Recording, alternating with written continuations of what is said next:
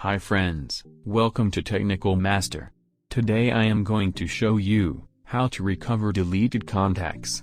If this video is useful to you, don't forget to like and subscribe my channel. Without wasting any time, let's get started. First I am deleting all my contacts.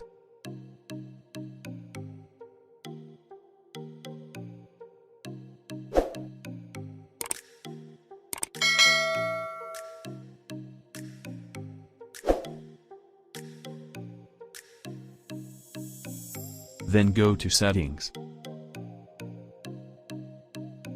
Click on Google.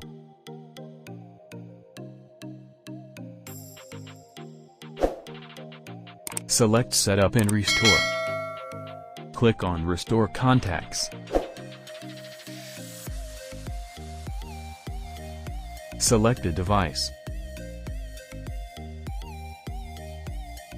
Click on Restore. Let's check it restored or not. If you like the video, please like and subscribe my channel for more videos.